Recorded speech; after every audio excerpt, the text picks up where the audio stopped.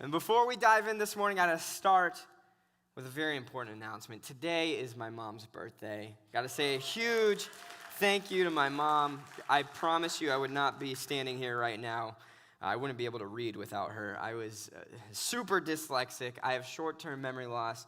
I was a difficult one, and she did so much for me, taking me to tutors early in the morning, doing extra work with me after school. She always went above and beyond to do whatever it took for me, and I could not be more grateful for her. So I love you, Mom. Happy birthday. Thank you for being the best ever. I love my mom. I promise I wouldn't be here without her. She's the greatest. All right, well, let's get started with this morning. First of all, thanks for being here this morning. Good to see you all, and to everyone joining us online. Hello to all of you out there. I'm excited to be with you guys this morning. And let's dive in. It's October. Anyone love October? October is officially my second favorite month of the year. My favorite is December because I am just Christmas crazy. I love Christmas. But a close second is October. I'm a big fan of Halloween and all the fun. If you guys get a chance to drive past my house, I have some crazy decorations up and everything. But I wanted to start by talking about a movie. How many people have seen this movie, The Nightmare Before Christmas? Good, it's a classic, a Disney movie, a little different than the typical Disney movie, a little spooky, kind of fun. It's a Halloween movie, it's a Christmas movie, it's a little bit of both. But for anyone who hasn't seen The Nightmare Before Christmas, it's a really fun movie about Jack Skellington, and he is the king of Halloween. He's almost like the Santa Claus of Halloween. And so in The Nightmare Before Christmas, it tells about how all the holidays happen, and there's these different towns that are in charge of making the different holidays happen, and Jack Skellington is the king of Halloween Town, and so they make Halloween happen year after year, and the movie picks up with they just had a successful Halloween, but Jack is feeling a little down. He's feeling like life is a little repetitive, and he's kind of just discontent in his current circumstances, and he feels just kind of bored of the same old thing year after year, and he's just kind of longing for more. He wants some change in his life.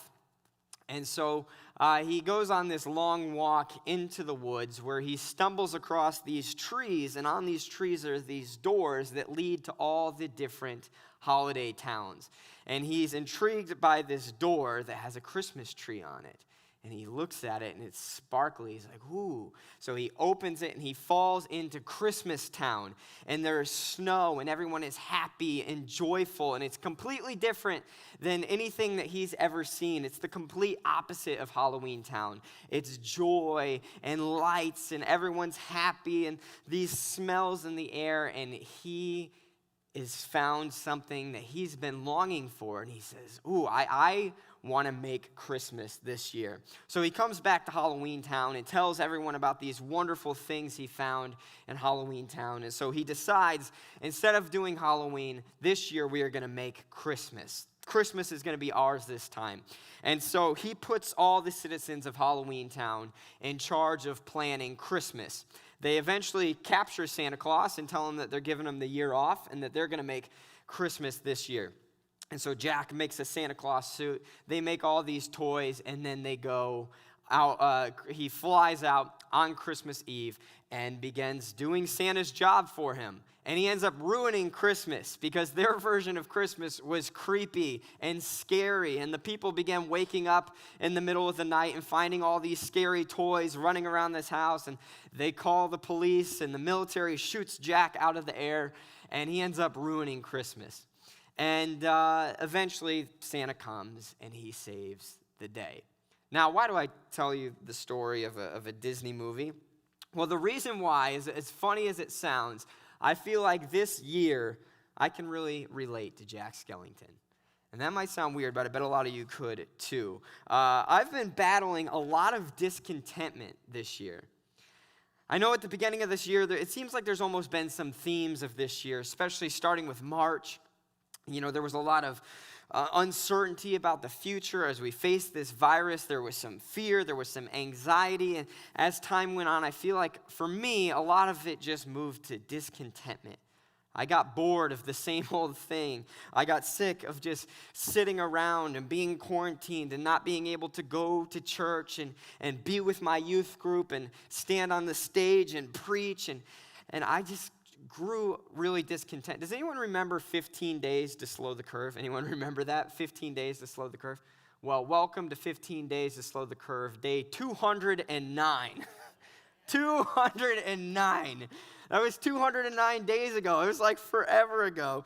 And have you guys heard this? How many times have you heard, once we get back to normal, once things get back to normal, once we get back, I hear it over and over and over again. And it's like the bar just keeps moving of when we're going to get back to normal. Once we get back to normal, and the bar just seems to keep moving. So I'm preaching this message to you this morning because it's been a message that I've been preaching to myself for the past 7 months.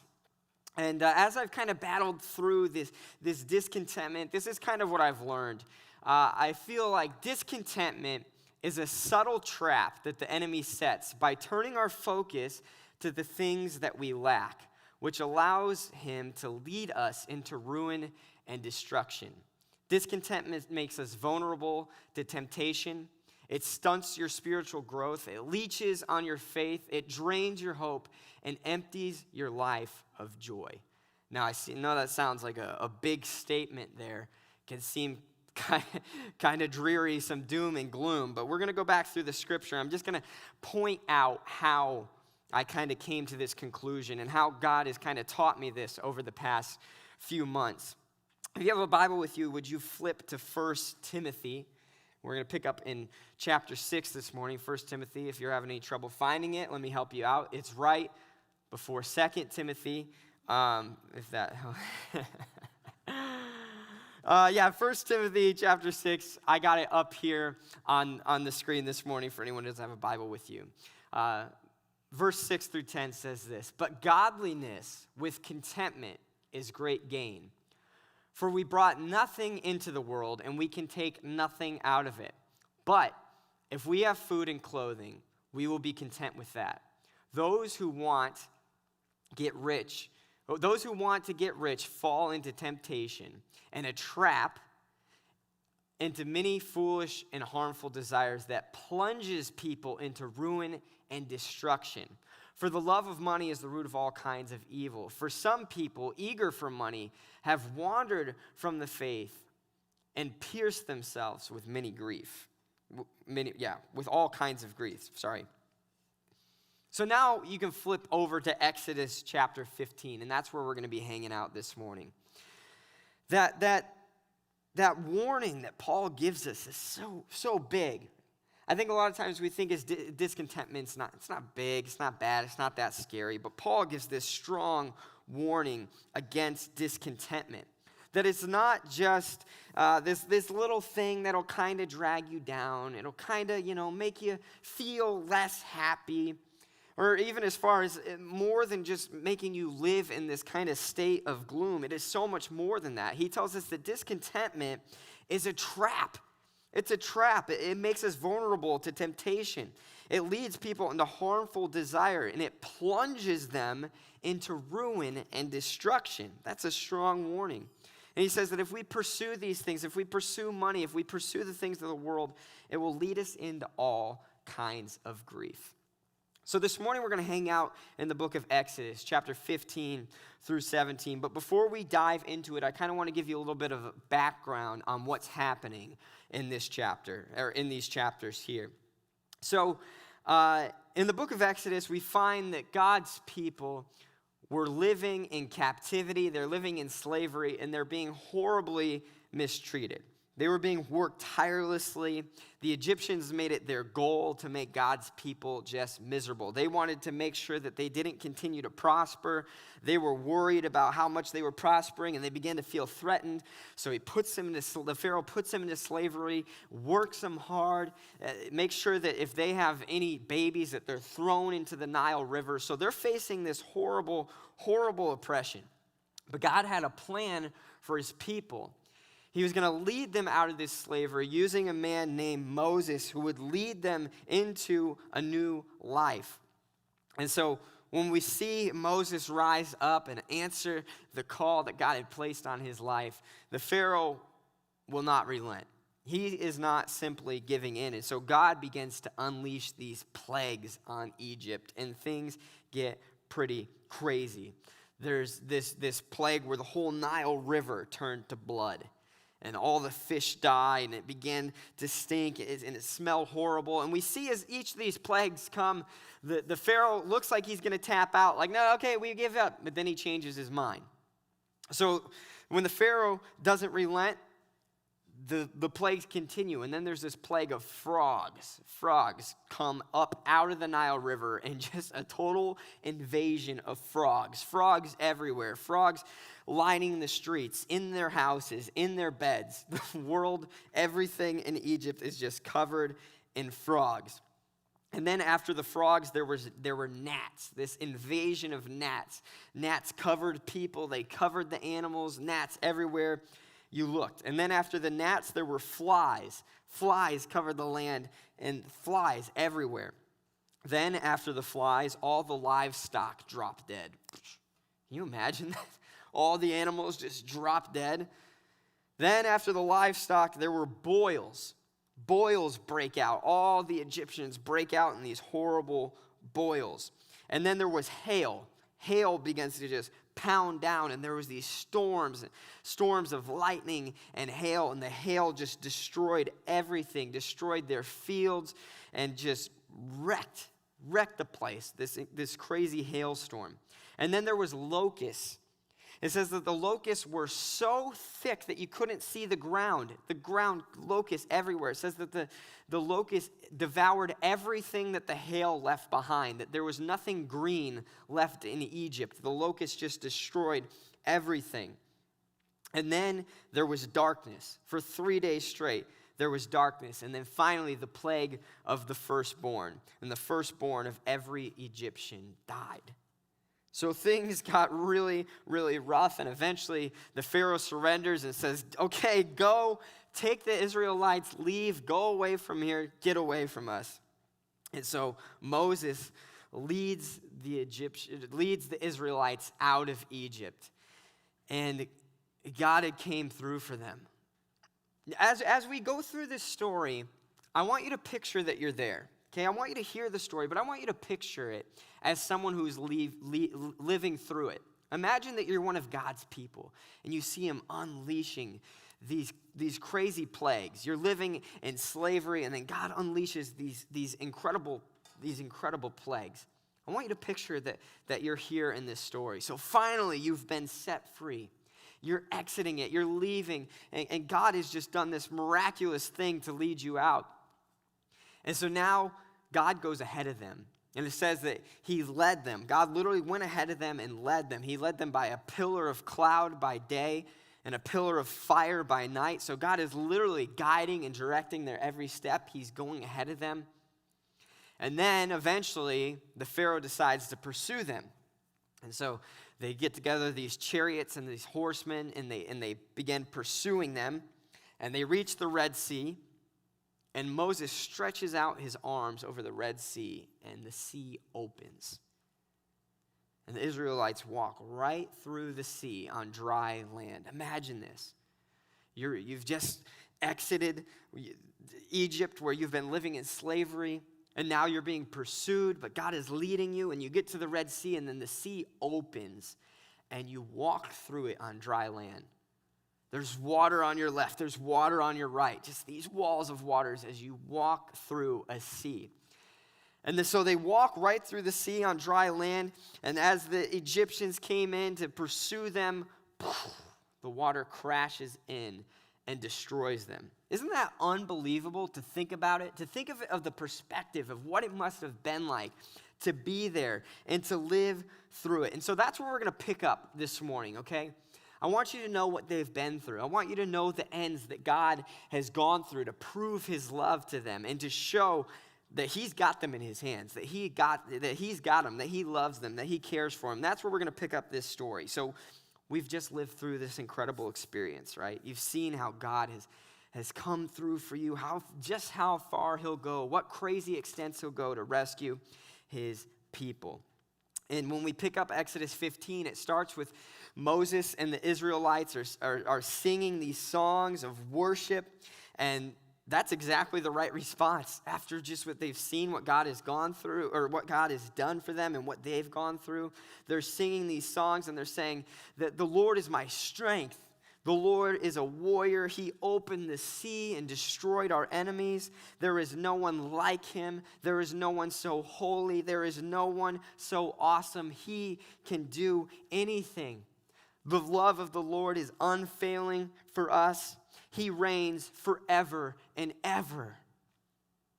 And then 3 days later, they're grumbling. 3 days later, they're complaining. 3 days later, they find themselves totally discontent. In just 3 days. They're walking, and then we get to verse 24, and the Israelites are like, Moses, we're thirsty.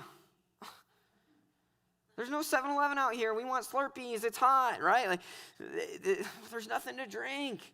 There was this water, but the water was too bitter to drink. And so 3 days in, they're complaining, there's nothing to drink. This is terrible. And so God tells Moses, hey, I want you to take this piece of wood, throw it into the water. Moses takes the piece of wood, throws the wood in the water. All of a sudden, the water becomes fresh for them to drink. Another miracle.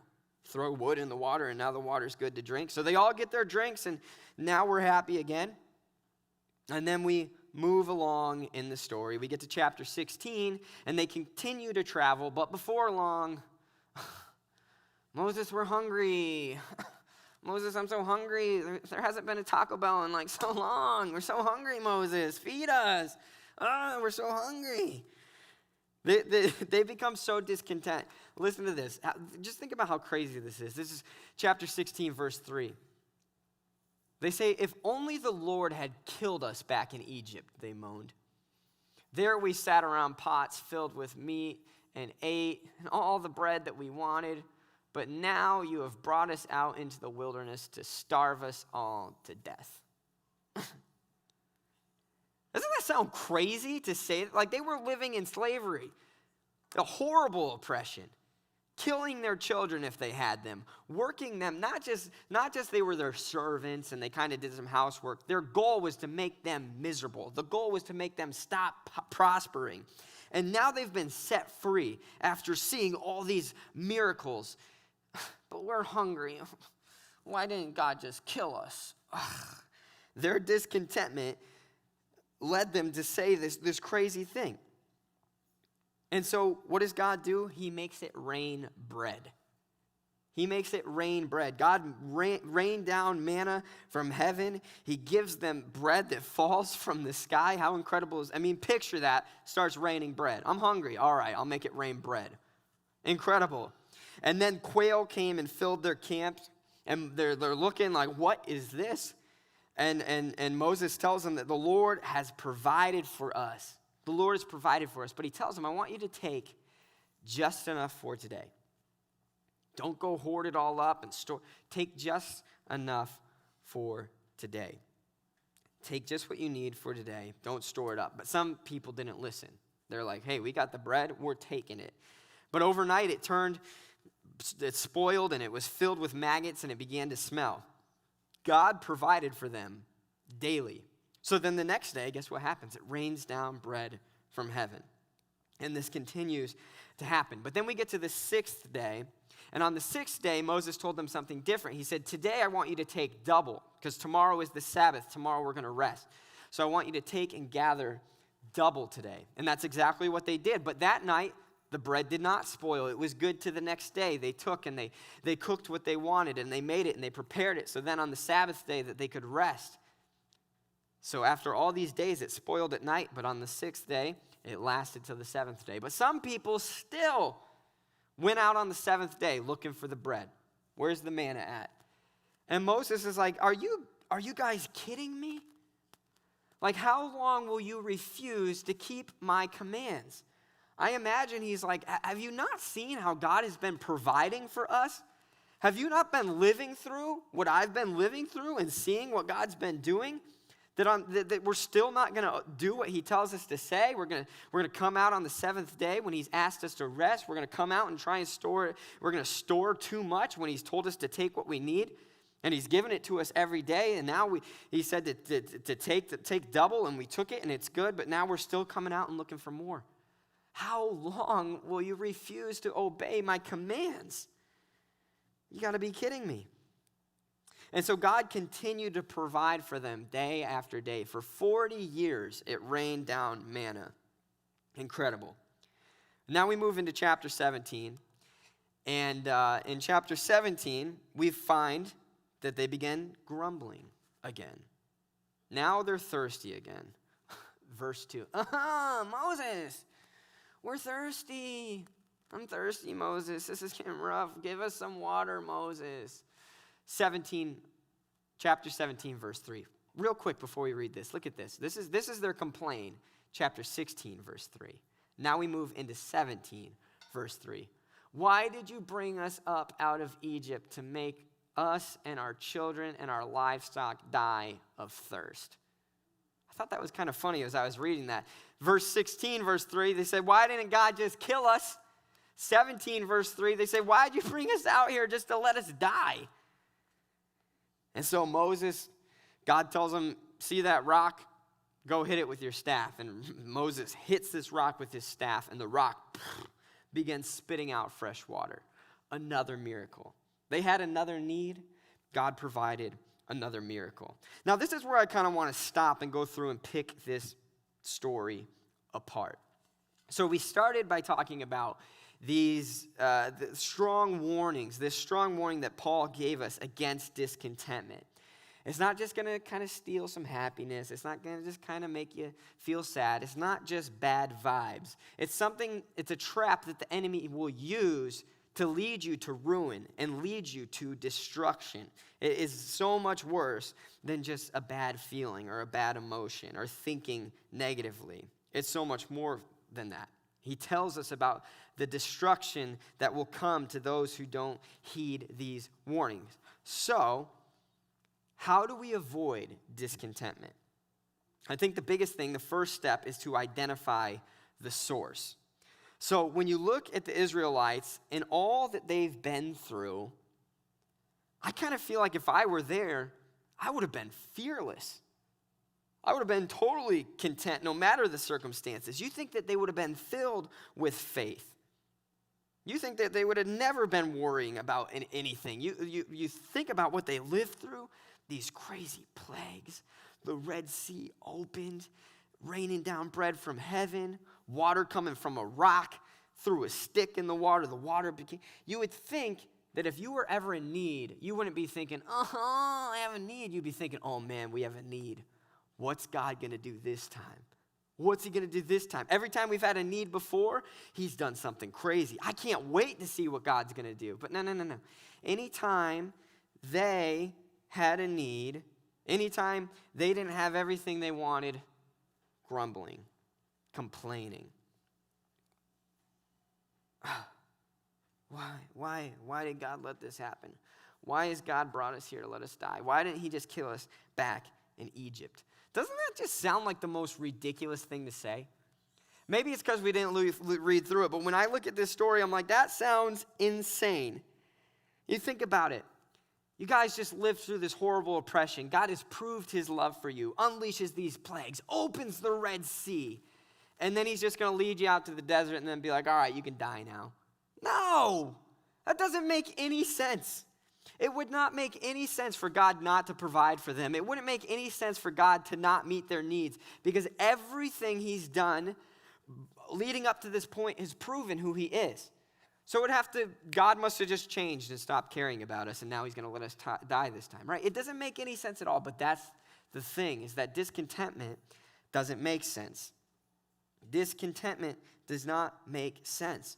Once we know who God is, once we understand what he is capable of, and once we know the crazy love that he has for us, We no longer have a reason to be discontent. We no longer have a reason to question him.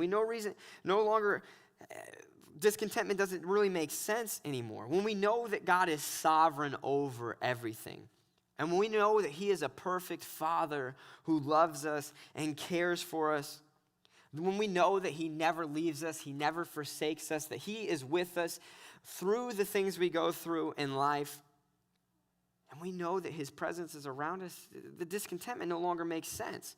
So why is it we're so often led back into that trap? Why is it that the Israelites were so easily led back into this trap after all the amazing miracles they had experienced? When we pick up in chapter 15, they're worshiping God. They're declaring the praises of how mighty and powerful he was. They're declaring who he was and all that he had done for them. And then their focus shifts off of who God was and all that God had provided for them. And their focus shifts to what they were currently lacking. That's when discontentment creeps in. Discontentment creeps in when we stop focusing on who our God is, the love that he has for us, and how he's provided for us. And our focus turns to what I'm currently lacking. My focus is what I'm currently lacking. That's exactly what happened to the Israelites. Time and time again, their focus was not on, whoa, remember what God did? What's he going to do now? I can't wait. They're not living in this anticipation of what God might do. They're just focused on what I'm currently lacking. Right now I'm thirsty. Right now I'm hungry. And I think that this is the reason that the enemy so often tries to lead us into discontentment. Because just like Paul said, the result is ruin and destruction. But when we think about it, it doesn't seem like this big, bad, yucky, got to avoid sin, like run away from discontent. It can seem like, I'm just not real happy with the way things are going right now. I just wish I had a little bit more. I just wish that this was different. I just wish I had this. It seems like these little things. It's this little subtle things that the enemy uses to take our focus off of God and how he's provided for us and who he is, and just let it simmer on the things that we're currently lacking. I think that discontentment is a slippery slope. We're not just all of a sudden drowning in a life filled with discontentment. The enemy doesn't lead us to a diving board into the deep end of this pool of discontentment. He brings us over to this nice little water slide. He says, hey, hop on the water slide. Focusing on these little things we lack. And then he just gives us a little push. And we slowly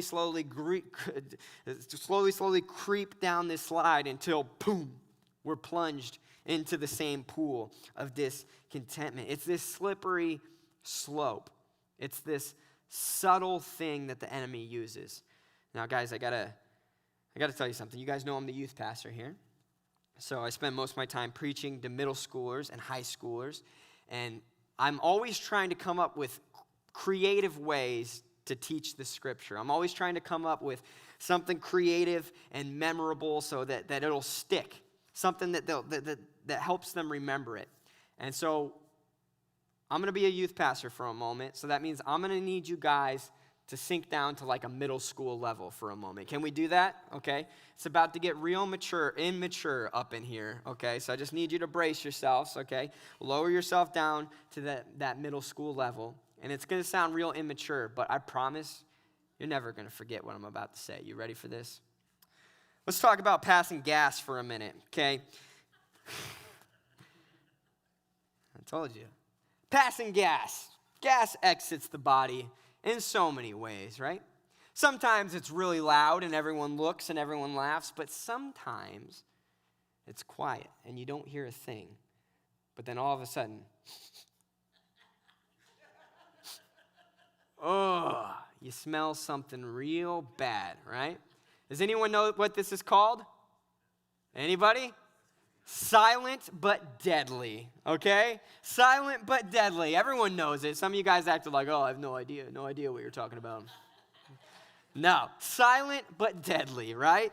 It's silent, but all of a sudden, oh, clear the room. Silent but deadly.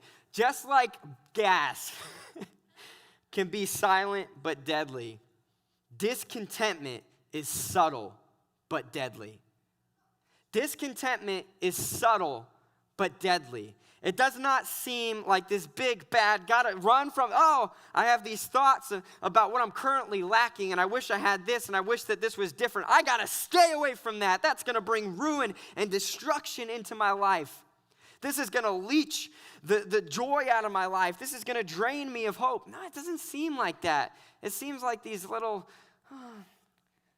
thoughts about, I wish this was different. Little grumblings, little complainings. But discontentment is subtle but deadly. The enemy sets this trap by leading us to focus on the things that we're lacking. And it takes our focus completely away from who our God is, the crazy love that he has for us, and all the ways that he's provided for us. And so the problem with discontentment is that a lot of times it seems like we're aiming it at maybe our circumstances. Maybe we're aiming it at people in our lives. Maybe we're just aiming at the things we're not happy about, the things that we wish we could change, but ultimately our discontentment is aimed at God. You see it in the Israelites. They're complaining about water, they're complaining about food, but ultimately they're saying, why did God do this to us? Why did God bring me into these circumstances? Why did he allow this to happen? Why did he do this? So he uses this discontentment to subtly set this trap, to focus on what we lack. But ultimately, it's aimed at God because God, ultimately, he's sovereign, right? He's over it all. He is in it all. He has a plan for us. He loves for us. He loves us. And so the enemy wants to come in and distract us from that truth. So it's this subtle trap. So we got to be hyper aware that we are not starting to slip down the devil's water slide. So the Israelites grew discontent anytime they met adversity, right? Everything is going good and God's providing for them. They're singing the songs of worship, but, ooh, we're thirsty. Doom and gloom. Ah, we're hungry. Doom and gloom, right? This discontentment comes in and it leads us to doubt. It leads us to fear. It leads us into anxiety. It's this trap that brings all these different things into our lives. And the enemy almost uses it as like this wedge into our relationship with God. These little thoughts of where we're putting our focus leads our thoughts away from God. It leads our thoughts away from being thankful for how he's provided for us. It leads us to this doubt and this fear and this anxiety. There's this moment in the story that I just love, and that's when Moses tells them to take just enough for today. Take just enough for today. Why would he say that? Take just enough for today. I think it's because these guys had short-term memory loss, right? They every time they met some adversity, they forgot about who God was and all he had done for them. They just thought, I'm hungry, I'm going to die, right? That's like my kids. We're hungry, we're going to die, feed us, right? And God provided for them daily so that they wouldn't forget him, so that they would learn to depend on him daily. And this is something that's repeated throughout Scripture. We started with this verse this morning, and it says, if we have food and clothing, we will be content with that. Jesus said in Matthew 16, verse 34, therefore do not worry about tomorrow, for tomorrow will worry about itself. Each day has enough trouble of its own. When Jesus taught the disciples to pray, he taught them to pray this, give us today our daily bread. It's this theme that's repeated about God will provide for us today. God will carry us today. And that's exactly what God did. I mean, he literally provided for them daily bread. Bread rained down from heaven. So he told them, don't worry about tomorrow. God will provide for you tomorrow. And he did, and he's proven it each step of the way. But some of them are like, I don't know. We got the bread today. Who knows what tomorrow might bring? It's right here. Let's gather it. Let's store it up. Moses said, no, don't do that. We're going to depend on the Lord today. And tomorrow, guess what we're going to do? We're going to depend on the Lord today.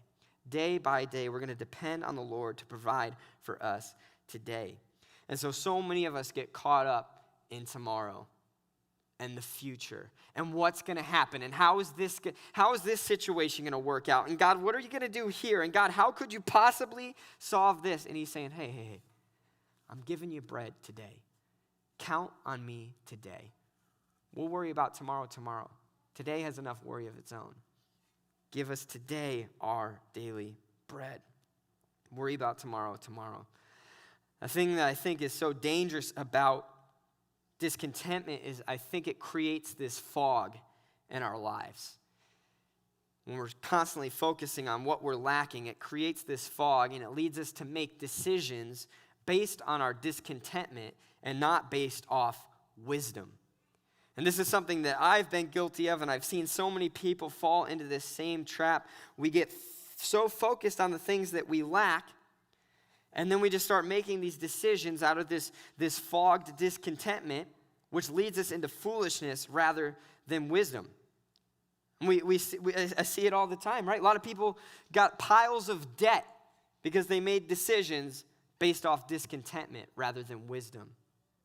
I know that I vowed to love my spouse till the day I die, for better, for worse, rich or poor, sickness and health, but I'm just not happy anymore.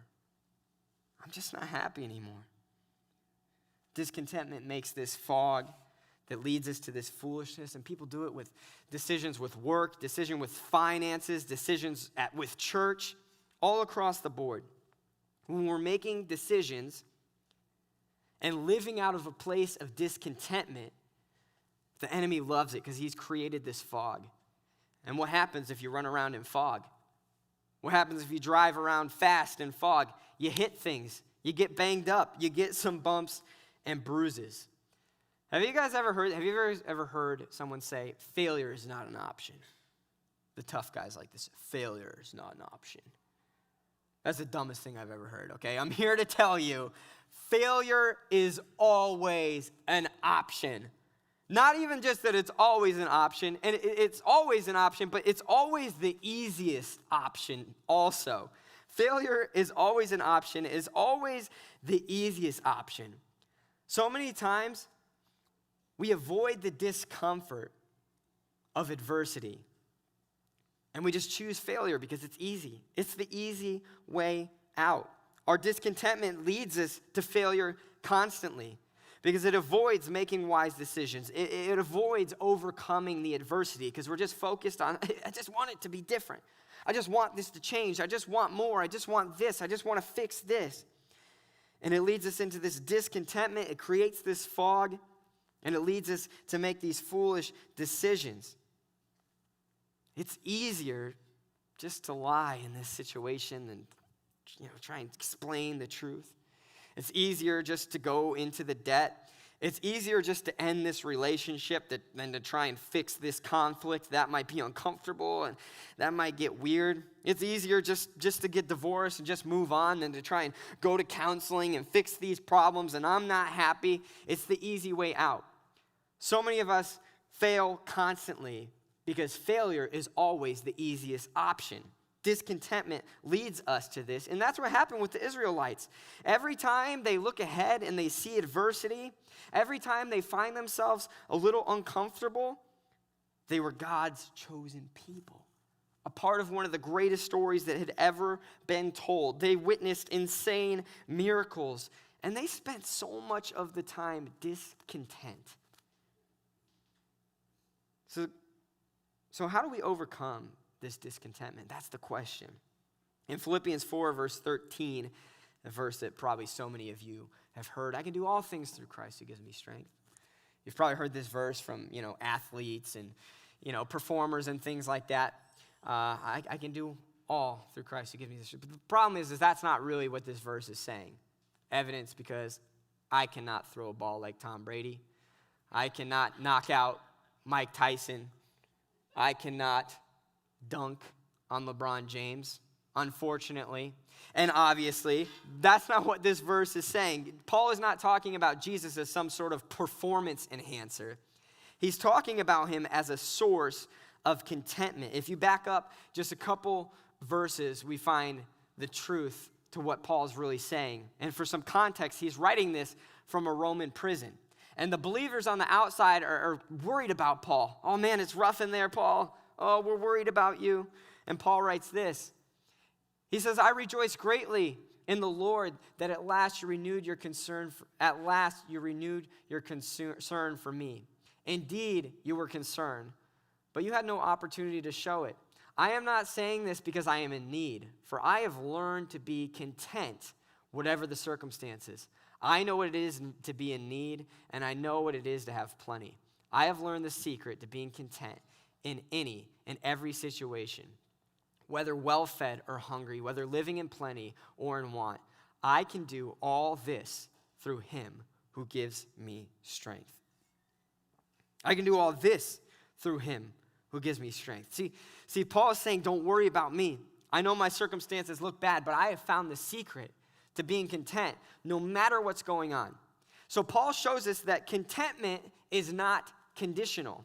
It's not based off our circumstances. If we just fix that one little thing, or we just move on for this, or get rid of that, or solve that problem, or get a little more, then I'll be content. No.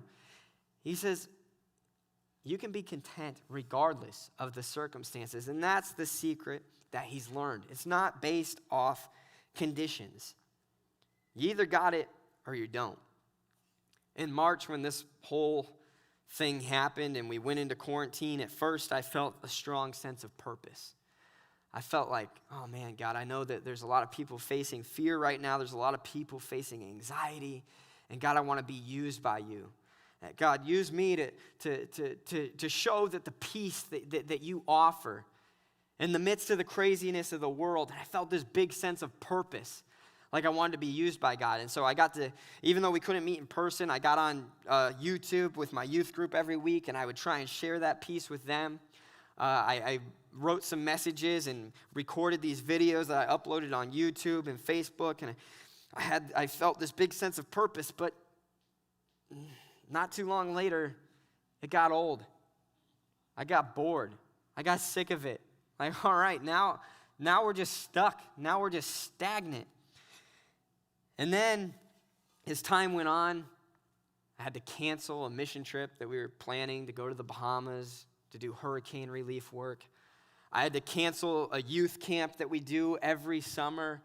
And I just felt so disappointed. Because year after year, I've seen how God could use these events. Man, we want to go to the Bahamas. They were hit by this horrible hurricane. We want to go there. We want to help. We want to share the love of Christ and the peace and the hope. And now we can't. And this mission, this summer camp every year, we have students come to summer camp, and students accept Christ, and they get baptized, and they get connected with our ministry, and it's just like this big boom going into the next school year, and I just started thinking, we're not going to be able to do this. We're not going to be able to do that. And I spent a little bit of time kind of soaking in this discontentment and this disappointment. And then I had this realization that God hadn't changed, and that God wasn't surprised by any of it. Even though I spent so much time thinking about our trips, God knew from the beginning the trips were never going to happen. God was sovereign over all of it. He knew exactly how long we would be outside of our building. And so maybe God still had a plan. Maybe God still had a purpose for me. Maybe he wanted to use me in a different way than what I was expecting. And I realized that ultimately it was my discontentment that was robbing me of the opportunities that God was placing in front of me. It wasn't that God was unable to move or unable to do things because our trips got canceled and we can't meet in a building. God had not changed. God was not surprised. And this totally changed my mentality. And I found this verse in Proverbs 16, verse 3 recently, and I've read it many times, but when I read it this time, it just really hit me so hard. Proverbs 16, verse 3, commit your work to the Lord, and your plans will be established. Man, I spent so much time planning things that we didn't end up doing. I spent so much time thinking and praying about things that never happened. And I spent a lot of time discouraged because I felt like I was robbed of it. But then I realized God just wanted me to commit my work to him. God just wanted me to keep my eyes on him. And he'll establish the plans. He knew what was happening. He was sovereign over all of it. The coronavirus did not derail the mission of Jesus. My discontentment is what robbed me of those opportunities. And we see that in Paul. Paul's contentment in the midst of his horrible circumstances through the power of Christ is what empowered him to have such a huge impact. The mission continued for Paul despite the horrible circumstances. So instead of saying, God, why did you put me here? Paul said, all right, God, why'd you put me here? See, discontentment is this subtle trap. It's subtle but deadly. The enemy uses it to lead us into ruin. He uses it to lead us in destruction. He wants us to hop on that water slide and plunge us into a pool of destruction. He wants to use it to make you vulnerable to sin. He wants to stunt your spiritual growth, leech on your faith, drain you of hope, rob you of joy. But the good news is that we can find contentment through the strength of Christ. We can find contentment through avoiding the trap of dwelling on the things that we currently lack. We can find contentment through the peace of knowing that our God is sovereign over all. When we cling to the promises of his word, of who he is, when we know he's never going to leave us, he's never going to forsake us. He doesn't promise a perfect world of rainbows and butterflies, but his presence will be with me always. He knows my needs. He's provided for all of his people in the past. He's provided for me. He's not going to drop me now. He will give us our daily bread. When we focus in on the promises of his words, we can find contentment.